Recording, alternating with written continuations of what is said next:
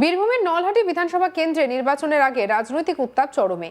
জয় Bangla slogan নিয়ে তীব্র বিতর্ক সৃষ্টি করেছেন বিজেপি প্রার্থী অনিল সিং। তার দাবি, জয় বাংলা বাংলাদেশের বঙ্গবন্ধু শেখ মুজিবুর রহমানের স্লোগান, তাই মমতা ব্যানার্জির উচিত ভারতের স্লোগান ভারত মাতা কি জয় বা জয় শ্রীরাম ব্যবহার করা। কি বলছেন অনিল সিং, শুনবো।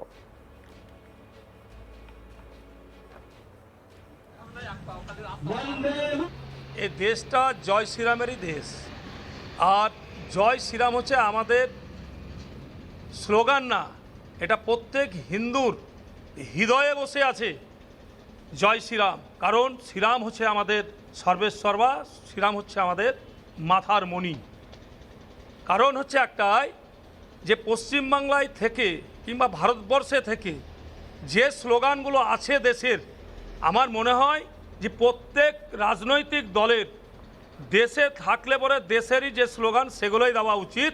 কারণ দেশের খেয়ে বাংলাদেশের স্লোগান দেব, এটা ঠিক না। আমাদের মুখ্যমন্ত্রী মমতা ব্যানার্জি আসার পরে দেখছি জয় বাংলা বলতে শুরু করলেন, আর তার দেখা দেখি তারও চেলা চমুন্ডা যারা আছে তারাও কিন্তু বলতে বাধ্য হচ্ছে। ইচ্ছা না থাকলেও ইচ্ছার বিরুদ্ধেও বলতে হচ্ছে। এই স্লোগান পশ্চিমবাংলার বাসীর মুখে মানায় না, ভারতবর্ষের কোনো লোকের মুখে মানায় না। কারণ এই স্লোগান এসেছিল বাংলাদেশ থেকে। শেখ মুজিবুর রহমান বলেছিলেন যে জয় বাংলা। আজকে মমতা ব্যানার্জি নিশ্চয় পশ্চিমবাংলার মুখ্যমন্ত্রী, ওনার উচিত যে এই স্লোগানটাকে চেঞ্জ করে ভারতবর্ষের যে স্লোগান জয় শ্রীরাম কিংবা বন্দে মাতারাম, ভারত মাতার জয়, এইসব স্লোগান বলতে হবে।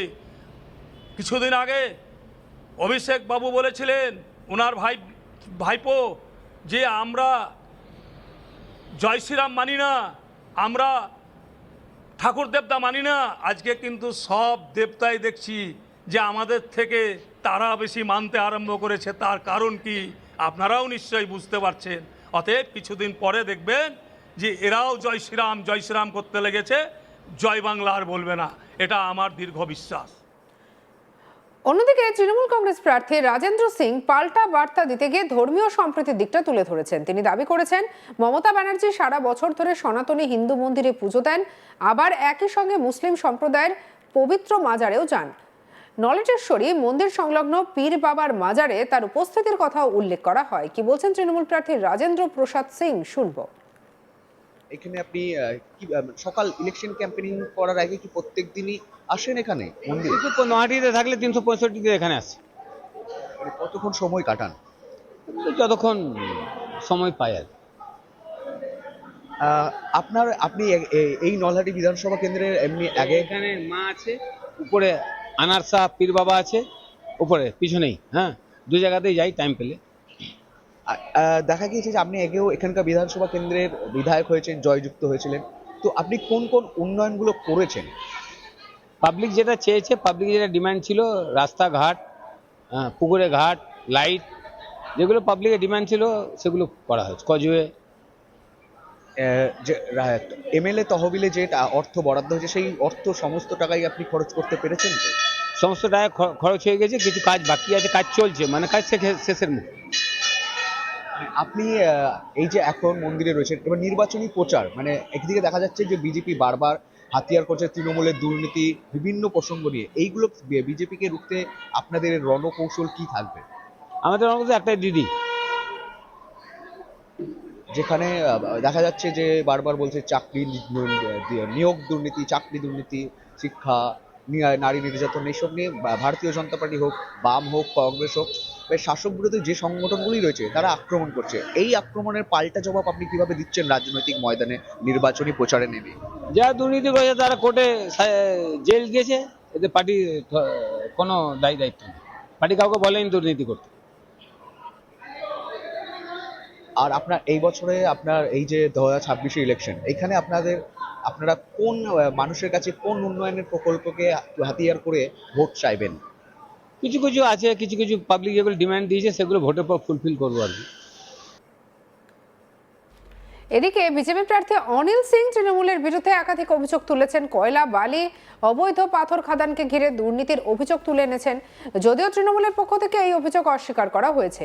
রাজনৈতিক লড়াইয়ে ব্যক্তিগত অভিজ্ঞতার কথা সামনে এনেছেন অনিল সিং। তিনি জানান, নলহাটি কেন্দ্রের প্রাক্তন বিধায়ক হিসেবে বিধায়ক তহবিলের সমস্ত অর্থ জনস্বার্থে খরচা করছেন এবং নির্বাচনের পর আবারও মানুষের চাহিদা পূরণে কাজ করবেন বলে আশাবাদী তিনি। 2026 সালে নির্বাচনে নিজের জয়ের ব্যাপারেও তিনি আত্মবিশ্বাসী। তবে রাজনৈতিক সমীকরণে নতুন মাত্রা যোগ করেছে বিজেপির আভ্যন্তরীণ অসন্তোষ। স্থানীয় কিছু বিজেপি কর্মী প্রার্থী বদলের দাবিতে বিক্ষোভ দেখিয়েছেন, যা এই লড়াইকে আরো জটিল করে তুলেছে।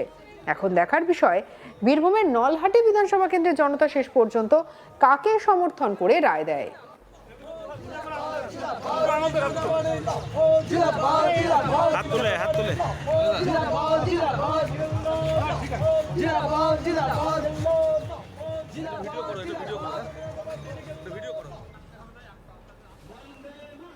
রাজারহাটের ভোট প্রচারকে ঘিরে উত্তেজনা, রাজনৈতিক তরজায় ফের সরগরম হলো এলাকা।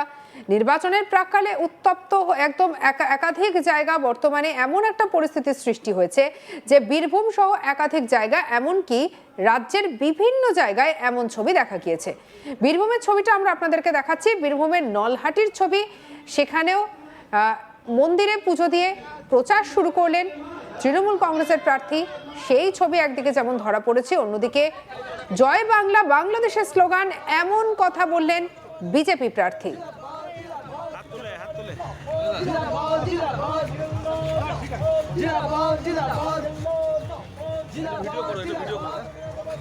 কি বলছেন বিজেপি প্রার্থী, শোনাবো আপনাদের। এই দেশটা জয় শ্রীরামেরই দেশ, আর জয় শ্রীরাম হচ্ছে আমাদের স্লোগান না, এটা প্রত্যেক হিন্দুর হৃদয়ে বসে আছে জয় শ্রীরাম। কারণ শ্রীরাম হচ্ছে আমাদের সর্বেসর্বা, শ্রীরাম হচ্ছে আমাদের মাথার মণি। কারণ হচ্ছে একটাই, যে পশ্চিমবাংলায় থেকে কিংবা ভারতবর্ষে থেকে যে স্লোগানগুলো আছে দেশের, আমার মনে হয় যে প্রত্যেক রাজনৈতিক দলের দেশে থাকলে পরে দেশেরই যে স্লোগান সেগুলোই দেওয়া উচিত। কারণ দেশের খেয়ে বাংলাদেশের স্লোগান দেব, এটা ঠিক না। আমাদের মুখ্যমন্ত্রী মমতা ব্যানার্জি আসার পরে দেখছি জয় বাংলা বলতে শুরু করলেন, আর তার দেখা দেখি তারও চেলাচমুন্ডা যারা আছে তারাও কিন্তু বলতে বাধ্য হচ্ছেন। ইচ্ছা না থাকলেও ইচ্ছার বিরুদ্ধেও বলতে হচ্ছে। এই স্লোগান পশ্চিমবাংলার বাসীর মুখে মানায় না, ভারতবর্ষের কোনো লোকের মুখে মানায় না। কারণ এই স্লোগান এসেছিল বাংলাদেশ থেকে। শেখ মুজিবুর রহমান বলেছিলেন যে জয় বাংলা। আজকে মমতা ব্যানার্জি নিশ্চয় পশ্চিমবাংলার মুখ্যমন্ত্রী, ওনার উচিত যে এই স্লোগানটাকে চেঞ্জ করে ভারতবর্ষের যে স্লোগান জয় শ্রীরাম। সঙ্গে রাখুন আজ তাক বাংলাকে। অন্যান্য খবরের জন্য সাবস্ক্রাইব করতে ভুলবেন না।